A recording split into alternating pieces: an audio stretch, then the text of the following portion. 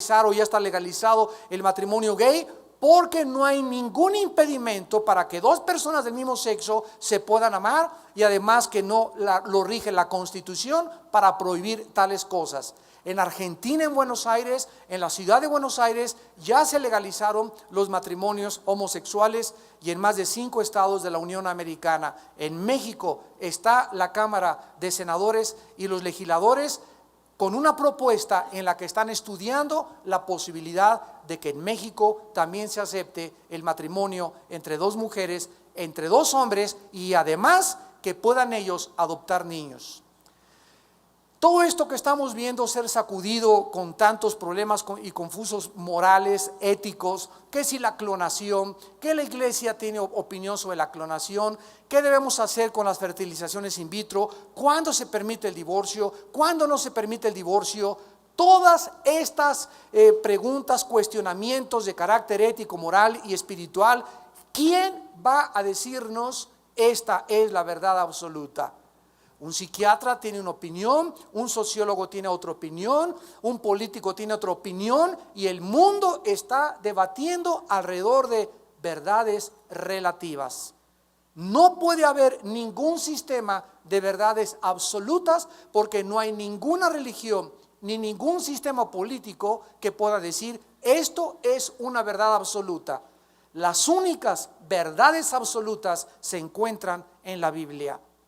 Dios no cambia, Dios es inmutable, y sus mandamientos desde el principio han sido los mismos. Las leyes físicas han sido las mismas, son inviolables, y así como es inviolable la ley de la gravedad y la ley del sol y de la luna y de los movimientos de los astros, así también las leyes que Dios ha establecido moralmente para nuestro bienestar y nuestra salud familiar no pueden ser sujetas a negociación. No solamente el primer libro de Samuel nos va a enseñar esta transición de la anarquía a la monarquía, sino que también nos enseña la importancia del establecimiento de la monarquía bajo la autoridad de Dios. ¿Quién fue el que estableció los gobiernos? Dios. ¿Quién estableció las familias? Dios. ¿Quién estableció la iglesia? Dios. ¿Quién estableció las leyes morales? Dios. Él es el legislador, el juez del universo. Él es el rey sentado en su trono, y las leyes físicas, las leyes del gobierno, las leyes ceremoniales, las leyes morales han sido establecidas, repito, por él, que no están sujetas a ningún cambio ni a ninguna negociación. La Biblia nos muestra claramente por el mismo rey Salomón en el libro de Proverbios capítulo 14, versículo 34, Proverbios 14, 34, dice Salomón: la justicia engrandece a la nación, mas el pecado es afrenta o reproche o vergüenza, podríamos decir, de las naciones. Vemos nosotros que en la Biblia está establecido que cuando hay justicia, cuando los gobernantes no realmente miran a quien ejercen la justicia. Recordemos que el símbolo de la justicia es una mujer con los ojos vendados, con una balanza en una mano y con la espada en la otra. Es la estatua, ¿verdad?, el símbolo de la justicia. O sea, que la justicia no debe ver si es pobre la persona, si es influyente, si es mi pariente, si es mi familiar. Se tiene que ejercer ciegamente, sin ver la condición social, ni racial, ni cultural de ninguna persona. Un juez, un magistrado, un senador, alguien que ejerce la justicia, no puede hacer distinciones. Y esto es una de las cosas que ahora en nuestro país se está debatiendo. Se combate mucho lo que se conoce como la impunidad. O sea que hay personas que realmente, si tienen dinero, si tienen relaciones, si tienen amigos o compadres en el gobierno, o tienen otro tipo de intereses políticos, no se ejerce la justicia como debería ser. La balanza en la mano significa que no puede haber más que el peso verdadero y la espada que representa la justicia de Dios. Entonces dice la Biblia: la justicia engrandece a la nación.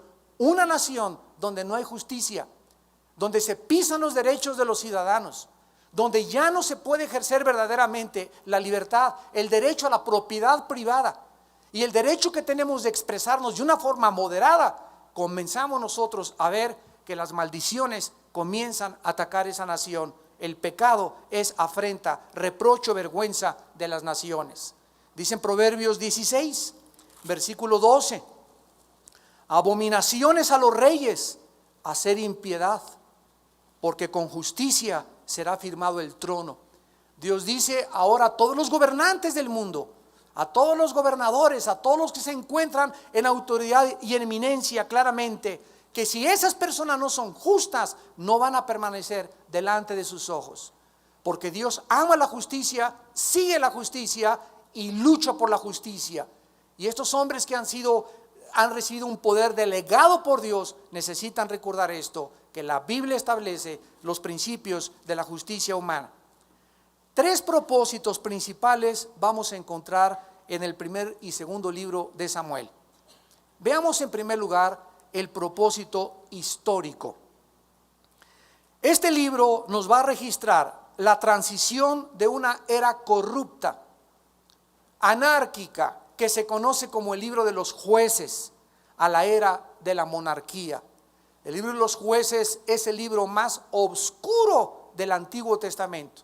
Es la época donde más bajo y donde más degradación, repito, moral, social, espiritual, llegó el mundo y el pueblo de Israel, donde todo mundo hacía lo que bien le parecía ante sus ojos, y se conoce como el tiempo de mayor apostasía.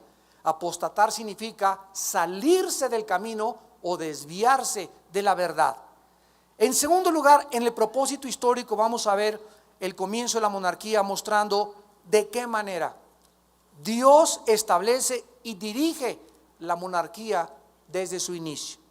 Vamos a ver que Dios tenía un propósito, que Él fuera el que gobernara a su pueblo. Sin embargo, vamos a ver en 1 Samuel que el pueblo no quiso ser gobernado por Dios. Cuando lleguemos a 1 Samuel 8, y le dijeron a Dios: no queremos ser como las demás naciones. Queremos ser gobernados y tener reyes y magistrados como las demás naciones. No nos interesa tu gobierno. Y esto está registrado en el Salmo 2, cuando David escribió: ¿por qué se amotinan los pueblos? Y las gentes piensan cosas vanas. Dirán: rechacemos a Dios y a su ungido, echemos de nosotros sus cuerdas, rompamos sus ligaduras y hagamos lo que nos da la gana. Este es el pensamiento en el año 2005 de casi todos los gobiernos. Cuando se junta la Organización de Estados Americanos, la OEA, que acaban de nombrar ahorita ya al presidente, que va a ser un chileno, cuando se junta la Unión Europea, cuando se juntan las Naciones Unidas, cuando se junta la Organización de los Países del Tratado del Atlántico del Norte, la OTAN, cuando se juntan todas las naciones en diferentes representaciones, ninguna de estas organizaciones en el siglo XXI trata o involucra a Dios en sus juicios. Es más, todavía en Estados Unidos, que es el país con más costumbres y más tradiciones cristianas, ya quitaron una estatua a la entrada de la Cámara de Legisladores donde se encontraba una Biblia y donde decía, ¿verdad?, sin la justicia los pueblos perecen. Ya se está quitando la oración de las escuelas y está cada vez avanzando más la ola de la anarquía, de la apostasía, de la depravación sexual. Nos estamos enfrentando, y muchos de ustedes no están conscientes, a un mundo oscuro. A un mundo donde están resurgiendo los poderes del ocultismo, de la brujería en los gobernantes, en las escuelas, películas como Harry Potter, etcétera, etcétera, los muñecos Delfos, que hablamos el domingo de ellos, que ya se venden aquí en México y que son demonios que les ponen a los niños. Pero el mundo está entrando a una época en la que los cristianos están dormidos, no están conscientes de lo que está pasando, se están acostumbrando a la nueva moral. Ya es normal para ellos vestirse con el ombligo de fuera, ya es normal acostarse con la muchacha y tener sexo con ella, ya es normal una canita al aire, ya es normal ser adúltero, ya es normal ver películas de televisión clasificación triple X. Todo se está volviendo ya, ¿qué cosa? Normal para la iglesia. Y cuando nosotros como cristianos perdemos este discernimiento y esta sensibilidad al pecado, entonces no servimos más que para ser pisoteados por la gente. Cuando la sal pierde su sabor, dijo Jesucristo, no sirve más que para ser pisoteada y hollada por las gentes. Vamos a ver también un registro histórico de las vidas de Samuel, que es con el que vamos a iniciar hoy, la vida del primer rey de Israel, Saúl, y de David. También en el propósito histórico, el primer libro de Samuel nos va a mostrar cómo deben los reyes, los gobernantes, tener autoridad. Y cómo los gobernantes deben de gobernar bajo la autoridad de Dios. Su autoridad de los gobiernos que Dios les ha delegado es una autoridad para ser ejercida bajo la autoridad de Dios, ejecutando justicia y derecho y compasión de acuerdo a las leyes y a los mandamientos de la palabra de Dios. Vamos a ver también de qué forma se muestra el papel que los profetas jugaron en la vida de los reyes y de los gobernantes, exhortando continuamente al pueblo y a los reyes a que obedecieran la palabra de Dios. ¿Quiénes son los profetas actualmente en el Nuevo Testamento bajo lo cual nosotros hemos vivido? Todos los cristianos somos sacerdotes, todos los cristianos somos reyes y todos los cristianos somos profetas. ¿Por qué? Porque todos los cristianos debemos hablar la palabra de Dios. Profeta no solamente es una persona que te dice va a temblar en junio o va a pasar estas cosas o te vas a casar con una muchacha en julio, ¿verdad? Eso es adivinación. Profeta es el que habla y enuncia los oráculos de la palabra de Dios, el que dice así dice el Señor, respaldado por la palabra de Dios. Nosotros somos la voz profética para México, para nuestro país, para nuestra generación, y tenemos la responsabilidad de decirle y hablar cada vez que podamos en la televisión, en una entrevista, a los periódicos, a hablar y anunciar así dice el Señor, porque somos enviados bajo esta misión que Dios nos ha encomendado. Vamos a ver también el papel que los profetas jugaron en la vida de los reyes y de los reinos, exhortando continuamente, así dice el Señor, arrepiéntanse, vuélvanse a Dios. Y finalmente vamos a ver en el propósito histórico la manera como Dios levanta a David como rey y la promesa de que su dinastía o la descendencia de David permanecería para siempre. En segundo lugar, vamos a ver el propósito espiritual o doctrinal. El primer libro de Samuel nos va a enseñar que tanto los gobernantes como el pueblo debían basar sus vidas y gobierno sobre la palabra de Dios. Que tanto los gobiernos como nosotros individualmente debemos ejecutar justicia, comenzando en nuestra casa. Justicia, derecho y compasión de acuerdo a las leyes de Dios. Todos nosotros, amados santos, de alguna forma tenemos empleados, tienes una servidumbre en tu casa o tienes hijos, debemos ser justos en pagarles lo que demanda la ley.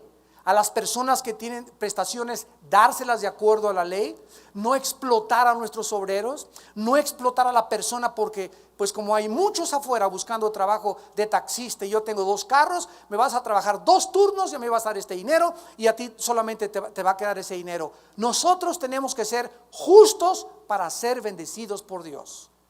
En tu casa tienes que ser justo con tus hijos, tienes que ejercer justicia sin mirar tampoco a quién. Tienes que darle al pan pan y al vino vino. Si tu hijo es mayor, tiene 18, 19 años de edad y trae marihuana a tu casa o trae alcohol a tu casa y tú no haces justicia en tu casa, nosotros como varones y sacerdotes de la casa, aquí no entras con eso, pues me voy, pues agarra tu maleta y agarra carretera. Y no, ay, mi chiquilín, mi Pepín, ¿qué le va a pasar si lo corro? Y si lo echo a la afuera, pues que acabe en un psiquiátrico, que acabe en la cárcel, que acabe en algún otro lado. Pero si nosotros no ejercemos justicia, vamos a ver en 1 Samuel 3 y capítulo 4, como un sacerdote llamado Elí, por ser un padre apapachador y consentidor, Dios juzgó y humilló su casa. Y esto es algo que nos va a enseñar este primer libro de Samuel. Nos va a enseñar también la manera como trabaja la soberanía de Dios. De qué manera Dios mueve los eventos para cumplir sus propósitos y poder obrar todas las cosas para nuestro bien. Dios es el Dios que es el principio y Él es el final. Y todas las cosas en las cuales nosotros nos estamos todos los días desarrollando, en el trabajo, en el gobierno, lo que está sucediendo en Roma, lo que sucede en Europa, lo que sucede en Estados Unidos, los problemas mexicanos políticos, Dios está al control de todo. Y Él está buscando que todos estos eventos a nuestro alrededor trabajen y obren para nuestro bien. El centro, la niña de los ojos de Dios es actualmente su iglesia. A Dios le interesa que la iglesia aquí en la República Mexicana podamos verdaderamente ser la sal y la luz, y la forma como oremos por nuestros gobernantes, podremos nosotros tener los cambios sociales que nosotros esperamos tener. Cuidado cuando la iglesia forma parte de un grupo de personas que cree que un líder de un partido político es el Mesías. O cuando estamos esperando que tal persona de tal partido va a traer el cambio y va a traer la revolución y va a traer el beneficio que nos va a todos a sacar a flote. Cuando comenzamos a poner los ojos en los hombres o en los políticos como los futuros mesías, entonces la iglesia es engañada, como fue engañada en 1939 cuando Adolfo Hitler subió al poder. Cuando comenzó a participar en el Partido Nacionalista alemán, y donde comenzó a decirle, ya se acabó el desempleo, se acabó el comunismo, y todos comenzaron a ver, aunque tenía años ya él en el gobierno, ahí comienza verdaderamente la Segunda Guerra Mundial, y el hombre que ellos creían que era el Mesías era verdaderamente el diablo disfrazado de soldado. Así que dice la Biblia, maldito el hombre que confía en el hombre.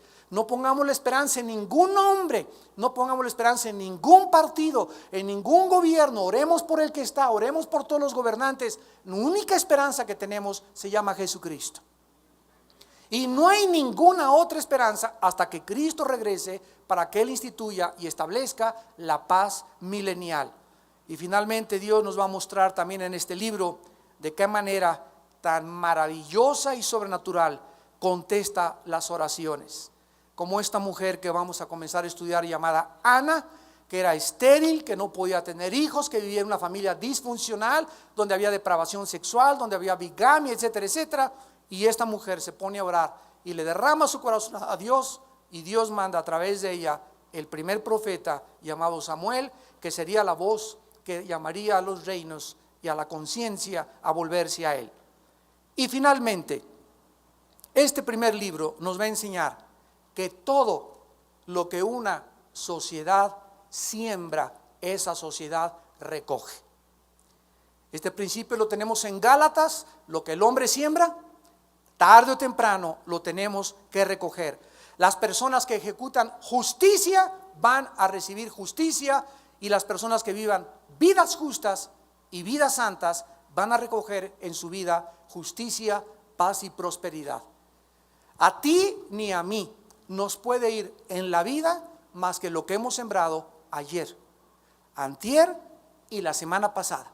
Así que si ahorita estás todo mal y mal y mal y mal y mal, y no ves nada que crezca y no ves fruto, no encuentras paz, no encuentras satisfacción, no encuentras dirección en tu vida, te encuentras confundido, etcétera, etcétera, es porque hace semanas o hace meses eso es lo que tú has estado sembrando.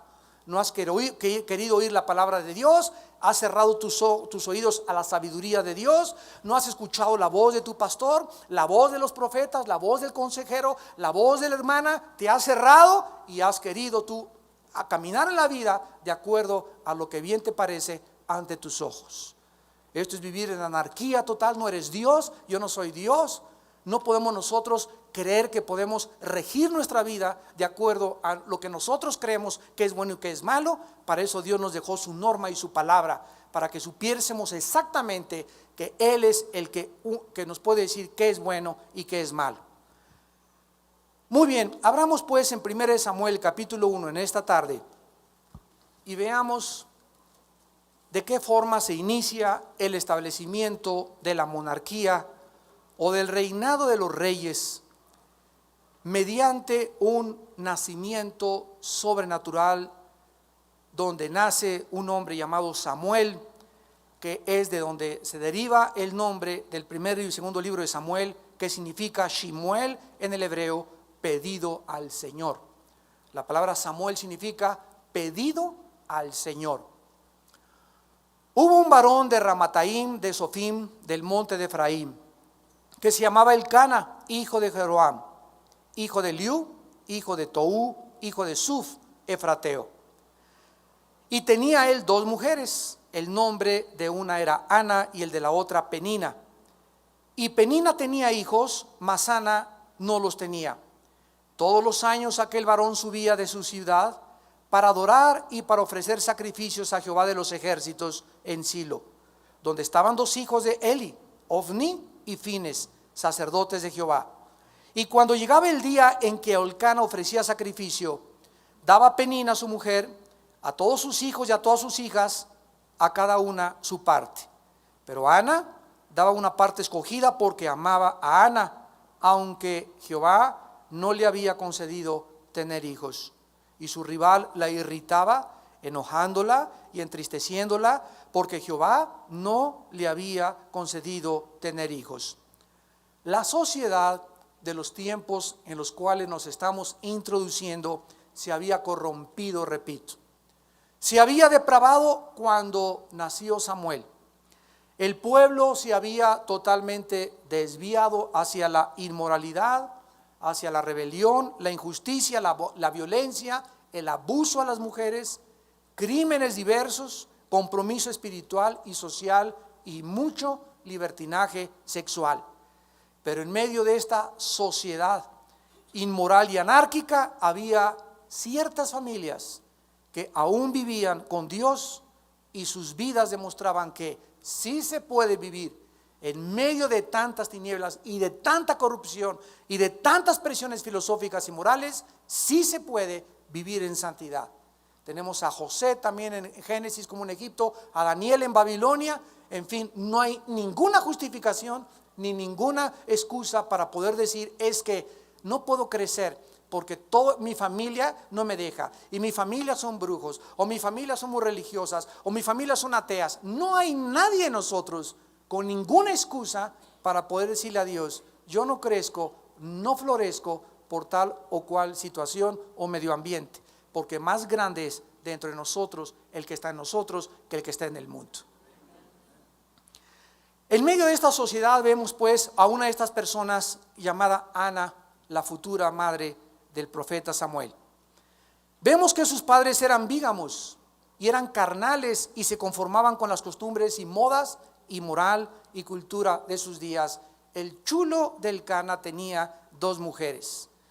Él era un sacerdote, Elcana, sin funciones sacerdotales, y lo sabemos por la genealogía que hay en 1 Corintios 6. Esta familia provenía de la rama de los coatitas.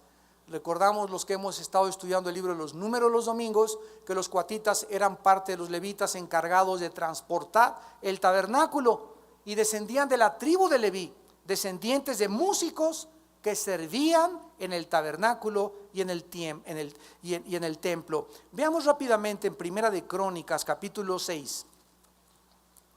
Primera de Crónicas capítulo 6. Adelante de Segundo de Samuel y de Reyes está Crónicas. Primera de Crónicas 6. Dice el versículo 16 para tener un trasfondo de esta familia donde nace Samuel y que es importante para entender por qué la familia vivía como vivía. En Primera de Crónicas 6, versículos 16, dice la Biblia: a los hijos de Leví, Gersón, Coat y Merari. Dice el versículo 23, Elcana su hijo, Ebiasaf su hijo, Asir su hijo. Versículo 31 al 33. Estos son los que David puso sobre el servicio de canto en la casa de Jehová después que el arca tuvo reposo. O sea, cuando el arca fue rescatada, lo vamos a estudiar también, capítulos 6 y 7, 1 Samuel. David pone el arca y entonces lo que hace David es levantar otro tabernáculo, pero ahora con cantores. En el tabernáculo de Moisés no había cantores, no había danza, no había nada de esas cosas. Y el pueblo se acostumbró a la religiosidad, a llegar a la iglesia y santo, santo, santo, y con el himnario aquí y todos fríos, sin realmente vivir, sin una adoración donde se entregaba el corazón a Dios, todo un formalismo religioso como actualmente en muchos lugares se sigue acostumbrando. donde la adoración es mecánica, es ritual, es robótica y ya no hay nada absolutamente del corazón. ¿Y qué hace Dios cuando ve al pueblo caer en la religiosidad? Le permite a David levantar otra forma de adoración. Y todo el mundo se espantó. Ay, pero si Moisés no nos enseñó eso, que deberíamos de bailar aquí y de danzar acá tampoco. Y entonces David comienza y salta David. ¿Qué le hacía así David entrando a Jerusalén? Y hasta una de sus esposas le ve y le dice: qué ridículo te veías. No, la gente va a hacer broma de ti. Y por la forma en cómo esa mujer de David critica a David sin saber que David lo hacía para el Señor, queda estéril y bajo maldición durante todos los días de su vida. Muchas veces no entendemos las cosas, la forma como se mueve el Espíritu Santo, pero tenemos esa tendencia en la mente: juzgar, juzgar, juzgar. Eso no fue lo que me enseñaron, eso no es lo que hacen todos. Es que hay que volver otra vez a regresar a la Biblia y desenterrar y darnos cuenta que la misma adoración y los mismos cantos del rey David, Dios prometió en Hechos que él levantaría antes de que regresara el tabernáculo de David. O sea, volvería otra vez a levantar en la iglesia. Cuando ya caímos en el ritualismo y en la religiosidad, Dios comenzaría a levantar iglesias frescas, con otra visión, con alegría, donde bailaran y donde los jóvenes pudieran darse cuenta que ir a la iglesia no es golpe de pecho, santo, santo, santo, y oler a incienso y todos así con el velo y agachados, sino que es alegría, es gozo, es expresión de la naturaleza que tenemos, y donde esas cosas le agradan a Dios cuando lo hacemos para su gloria. Nada más una persona aplaudió. Entonces dice aquí en 1 Crónicas 6 que cuando establece David el servicio del canto, dice el versículo 32, los cuales servían delante de la tienda del tabernáculo de reunión en el canto hasta que Salomón edificó la casa de Jehová en Jerusalén. Después estuvieron en su ministerio según su costumbre. Estos pues con sus hijos ayudaban. De los hijos de Coat, el cantor Emán, hijo de Joel, hijo de Samuel. Vemos pues que la familia de Samuel descendía y comenzaba ellos a formar parte también de la tribu sacerdotal y de aquellos que serían los futuros cantores que el rey David establecería en la monarquía israelita. Esta familia, dice 1 Samuel versículo 19, levantándose de mañana adoraron delante de Jehová y volvieron y fueron a su casa en Ramá. Elcana se llegó a Ana su mujer y Jehová se acordó de ella. Esta familia habitaba en Ramataim de Sofim, que es otro nombre para Ramalá, un pueblo que actualmente todavía se encuentra a 8 kilómetros al norte de Jerusalén. Ramá no era una de las ciudades que Dios había escogido para los sacerdotes, sino había sido asignada originalmente a la tribu de Leví, pero por alguna razón una rama de la tribu se cambió hacia la montaña de Efraín. Y esto sucedió desde el libro de los jueces, cuando los sacerdotes comenzaron a apartarse de la dirección que Dios les había dado. En 1 Samuel 1 versículo 2 nos damos cuenta que el esposo de Ana era una persona que tenía a 2 mujeres. Conformándose a su cultura desde luego y costumbres carnales de sus tiempos, Dios prohibió en Deuteronomio 17 que nadie tuviera más que una sola mujer. En el Nuevo Testamento se nos dice también en 1 Timoteo que los líderes sean maridos y que tengan una sola esposa, no 2 al mismo tiempo, no 3 al mismo tiempo. Nadie puede tener una mujer y un amante, porque esto se llama bigamia y se llama adulterio. Dios condena y Dios se enoja cuando nosotros rompemos sus costumbres, sus tradiciones, sus mandamientos y comenzamos a creer que podemos vivir como nos da la gana. En el versículo 3 al versículo 8 nos damos cuenta que al tener 2 mujeres, Ana vivía con gran tristeza. Todos los años, versículo 3, aquel varón subía de su ciudad para adorar y ofrecer sacrificios a Jehová de los ejércitos en Silo, donde estaban 2 hijos de Eli, Ofnis y Fines, sacerdotes de Jehová. Esta familia, de la cual nace Samuel, era una familia religiosísima. Eso sí, se llevaba a sus 2 amantes a la iglesia. Eso sí, cada año no faltaba, porque estaba obligado, lo vamos a ver ahorita en Éxodo y en las leyes de Dios, que cada año todo varón cada año todo varón debería, todos alrededor de Jerusalén y todos los judíos, ir a Jerusalén a celebrar la Pascua. Entonces, esta familia de la que nace Samuel era una familia muy religiosa, pero al mismo tiempo tenía el hombre a sus dos compañeras, a sus dos amantes. Una era su esposa, la otra era su amante. Por la tensión de que hubiera dos esposas, una estéril Ana y la otra tenía varios hijos, Penina, comenzaron los pleitos dentro de esta familia.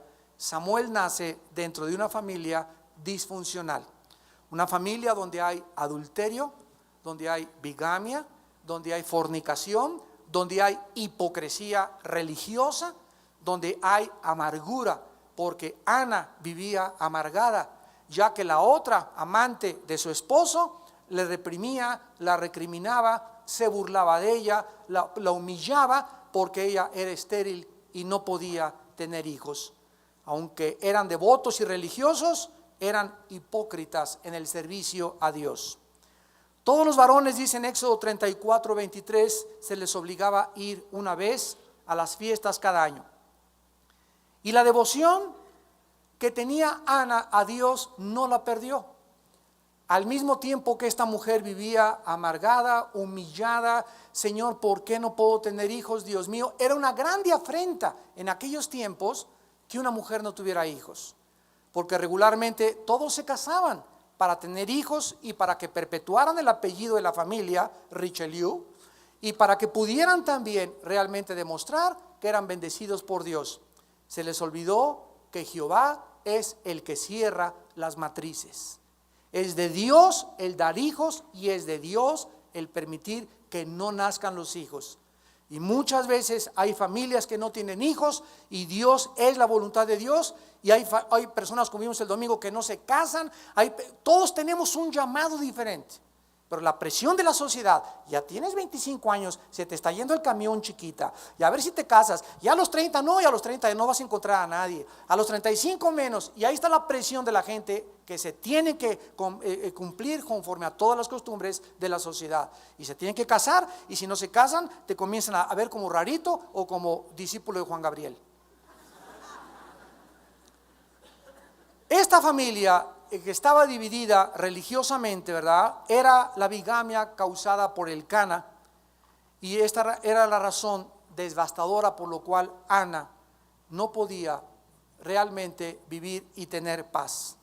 Esta falta de confianza llevó a Elcana a casarse con Penina, tal vez porque primero se casó con Ana, no tuvo hijos. Entonces los hombres, ¿qué hacían? Si tú no me das un hijo y no perpetuamos el apellido, me busco otra que me dé hijos.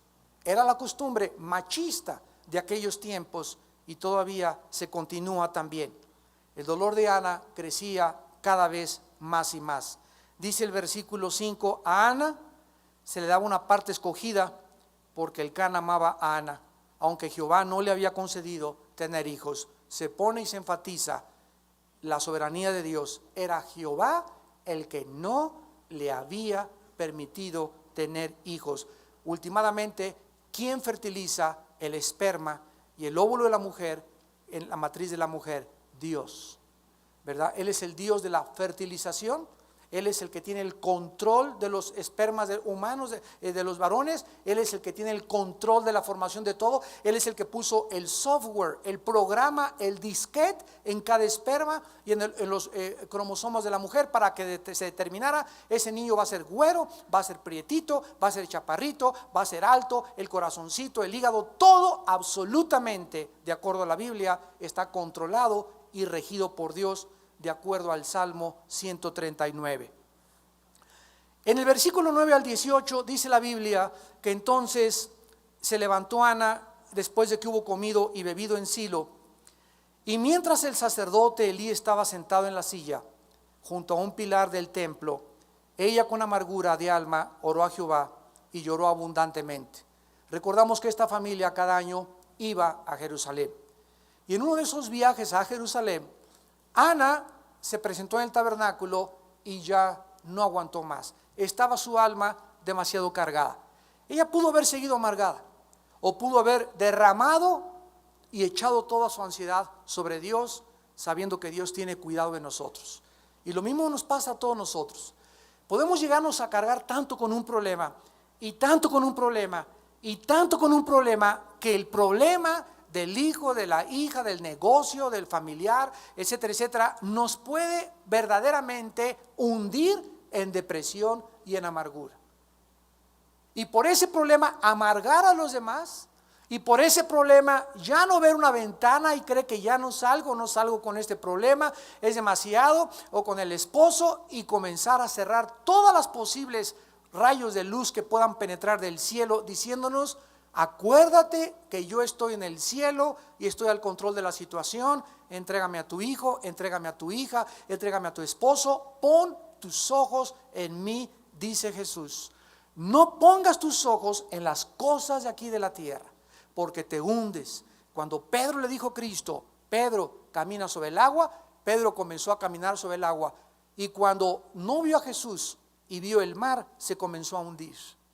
Y así pasa con nosotros, amados de Dios. Si tenemos los ojos en Cristo, vamos a caminar sobre los problemas.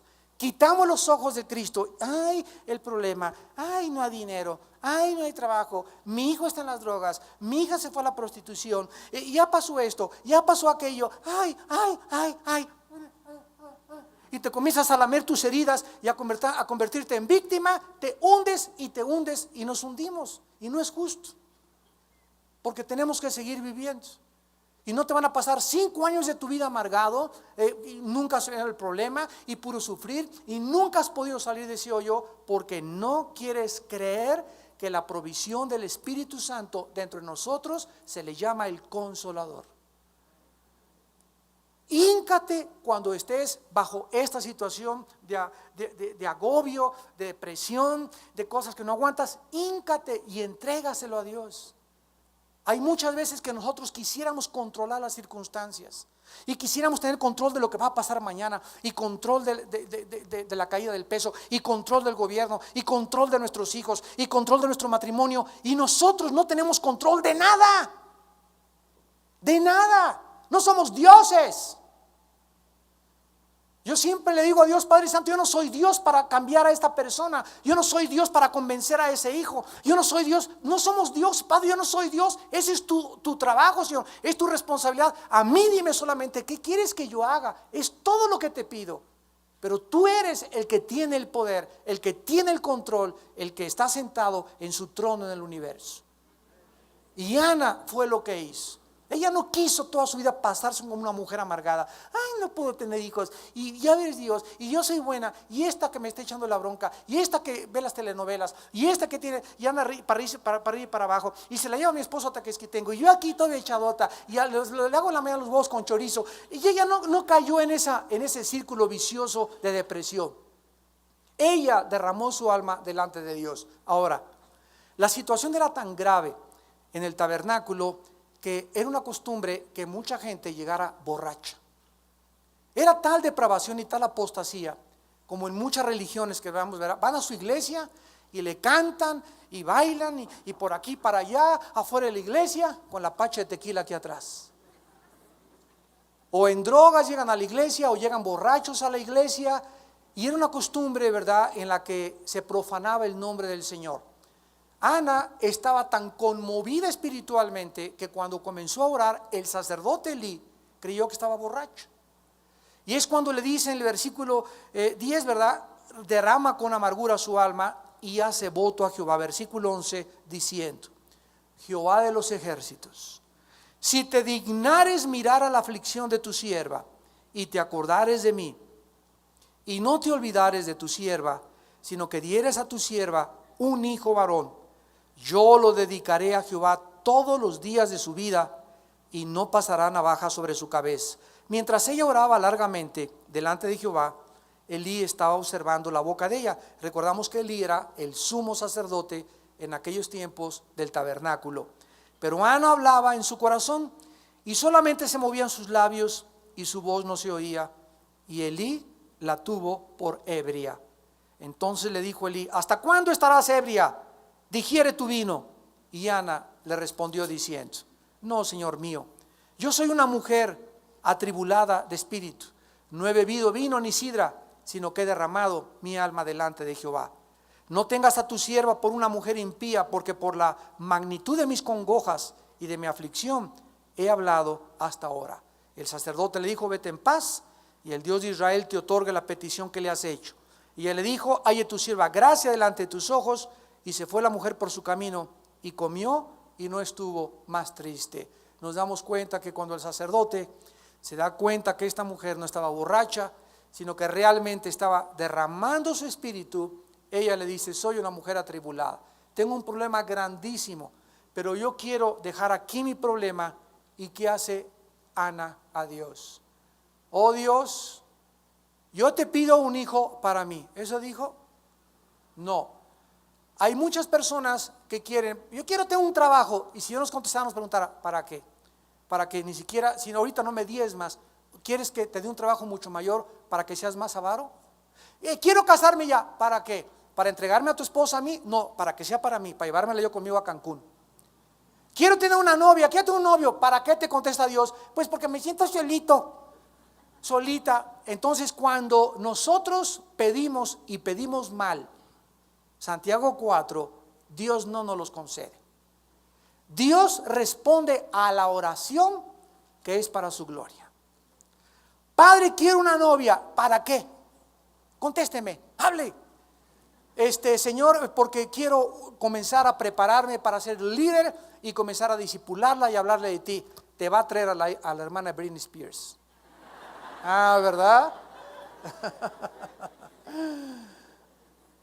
Quiero un muchacho de novio. ¿Para qué? Quiero hablar en lenguas. ¿Para qué? Ándele. Todas las cosas que pedimos tienen que tener un propósito de glorificación a Dios. Quiero un mejor trabajo. ¿Para qué? Quiero llegar a ser gobernador. ¿Para qué? El motivo detrás de lo cual nosotros, o por lo cual oramos, es lo que le interesa a Dios en nuestra vida. Ana le dice a Dios: dame un hijo, no para mí, porque si me lo das, te lo devuelvo. Lo entrego totalmente a tu servicio. ¿Saben ustedes el sacrificio que es cuando los hijos crecen? Llevarlos a una escuela, por ejemplo, internados, que no se recomienda a ningún niño chiquito, ¿verdad? Pues a los 13, 14 años, que los hijos comienzan a irse, que me quiero ir a Canadá, que me quiero ir a Europa.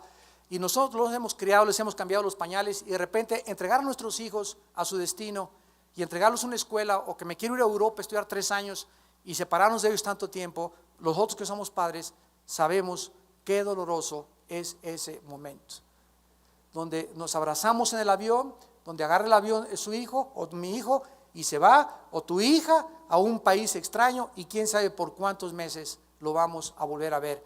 Ana no lo entregó así. Ana se lo entrega a Dios cuando el niño estaba destetado, como lo vamos a ver ahorita. O sea, cuando ya le crecieron los dientes, que son como los 2 o 3 años de edad, Ana lo cría solamente 3 años, todavía con más razón. Y al cumplir los 3 años de edad, Ana cumple su promesa a Dios y se lo entrega a Dios.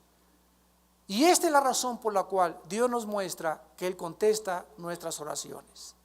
¿Quieres una novia? Dice Cristo: primero entrégamela a mí. Discipúlala, porque es mía, es mi oveja, y ya que me la entregues a mí, yo te la entrego a ti, para que sea tu esposa. Pero si te entrega una muchacha a Dios y la comienzas a manosear, y se comienzan a propasar en caricias, y lo único que quieren es, verdad, estarse ahí acariciando, etcétera, etcétera, y sexualmente, y adelantarse y comerse la torta antes de tiempo, entonces Dios sabe que no te puede confiar. Si Él tiene una muchacha preciosa, digna, santa, futura misionera para tu vida, y a las demás que has tenido no las has sabido tratar, así te vas a casar con una de esas. Y de esas hay 1000 en la calle. Mujeres verdaderas, ¿quién la hallará? Su estima sobrepasa las piedras preciosas, dicen Proverbios 31. Así que Dios nos da lo que nosotros queremos. Dice uno de los salmos: amó la bendición y esta le vino. Amó la maldición, amó la maldición y le vino. No quiso la bendición y la bendición huyó de él. Lo que nosotros queremos ser bendecidos, Dios nos manda bendición. Amamos la maldición, amamos el pecado, profanamos sus leyes, recogemos exactamente lo que sembramos. Y finalmente nos damos cuenta que esta miseria de Ana llegó a su fin cuando derramó su alma delante de Dios, le promete a Dios entregarle a su futuro hijo, y Dios ve y escucha el dolor y la fe de su sierva Ana. Al darse cuenta que ella decide: no voy a seguir con esta amargura, te voy a entregar mi corazón, te voy a entregar. Y es interesante que dice en el versículo 18 que cuando ella habló con el sacerdote y el sacerdote le dice: halle tu sierva gracia delante de tus ojos, dice la Biblia: y se fue la mujer por su camino y comió y no estuvo más triste. O sea que cuando ella vino ante Dios y le derramó su corazón a Dios, se levantó de orar y no siguió, sino que en ese momento ella, creyendo que Dios oye la oración, ya no quiso volver a amargarse, no quiso volver a estar triste. Ya dejé mi carga delante del altar de Dios. Ahora, Señor, como dice el Salmo 37, encomienda a Jehová tu camino y confía en Él y Él hará. Hace muchos años les conté la historia de una familia que me invitó a su casa a orar, por acá por nuestras colonias de Valle Dorado. Y llegué a la casa y me recibieron las hijas de la hermana. Como a las 8 de la mañana me invitaron a desayunar. Venga, pastor, a cenar. Como no. Llegué a la casa y tu mamá, le dije a una de las muchachas: está arriba orando, hermano. Ah, qué bien. 8:20, 8:15, 8:25, 8:30, y la mamá no bajaba. Le dije: oye, ¿tu mamá está orando? Sí, ahorita baja y ahorita desayunamos en 5 minutos. Y bajó la hermana a las escaleras. Ay, hermano. Ay, hermano. Ay, hermano. ¿Qué pasó, hermana? Ay, hermano. Y me comienza a abrazar la hermana. Ay, hermano. Le digo: ¿de dónde viene? De orar. Le dije: regrésese. Así le dije, me acuerdo muy bien. Viene a orar, regrésese, le dije, porque usted no es cierto que estuvo de rodillas delante de Dios. Y me acuerdo que les compartí este pasaje de 1 Samuel de Ana. Le dije: porque cuando usted ora, usted lo tiene que hacer con fe, no dudando nada, porque el que duda es como una ola del mar llevada de un lugar para otro. Santiago 1. No piense pues quien tal haga que recibirá nada de Dios.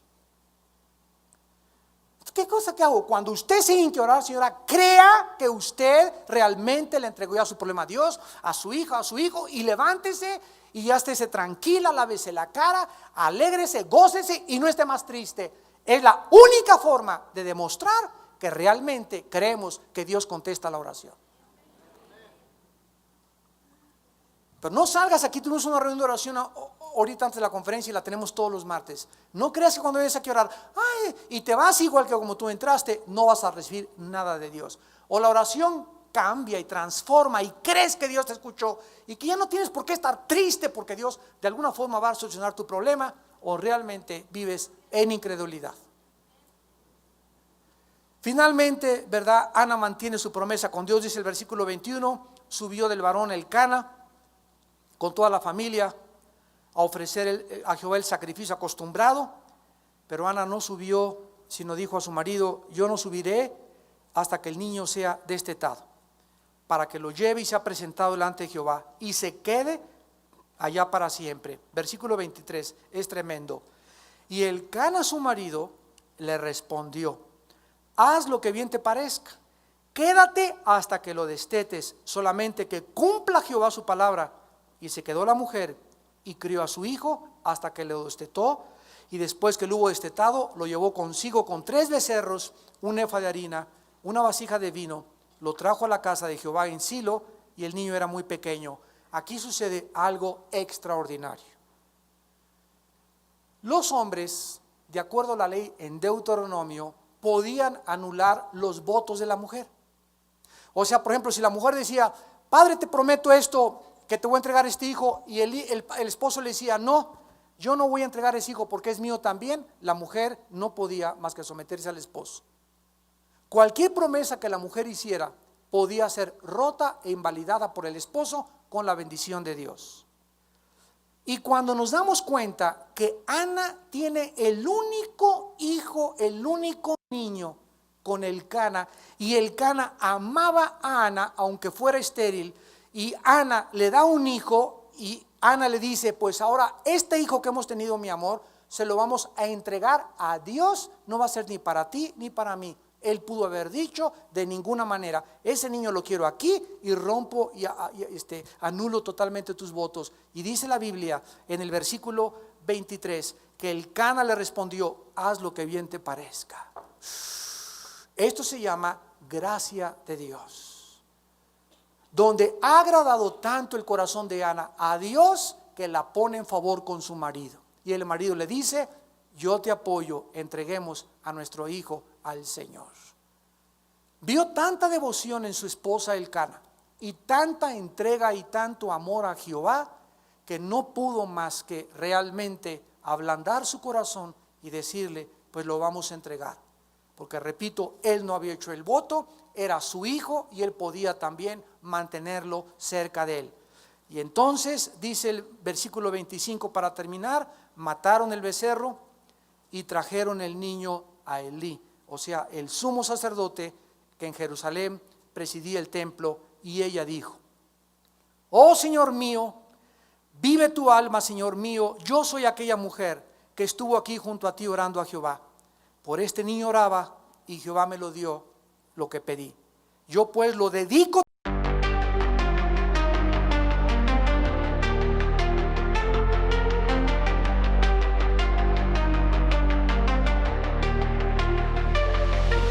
Walking through the city, lights flicker out. Silence screams from broken souls, no doubt. Concrete jungle traps us grinding down. Lost in the echo, shadows pull me drown.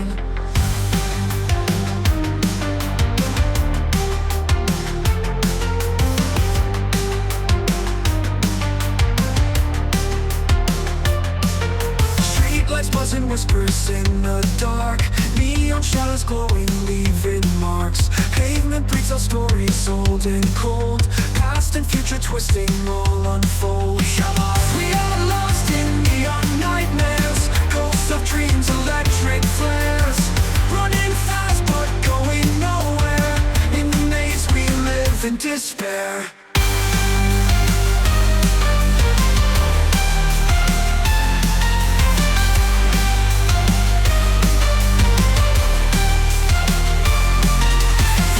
Rise mechanical and raw. Vocal cords electric through the straw. Wires tangled, clenching like a vice. Heartbeat sings with thunder, rolling dice. Falling stars and shattered glass confound. Broken mirrors scattered on the ground. Synthetic whispers tell us we're alive, but the ghosts of dreams begin to thrive. Hearts electric, pulses racing, burn lost in time, nowhere we'll ever learn. Haunting melodies, they fade away, but the memories are here to stay.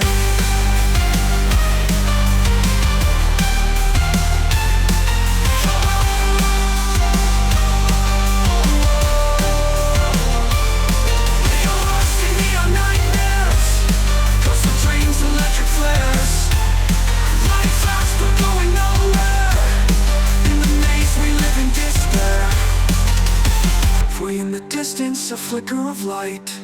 A single star cuts through the endless night. A tiny spark, a whispered prayer. Maybe hope can bloom even here in the neon air.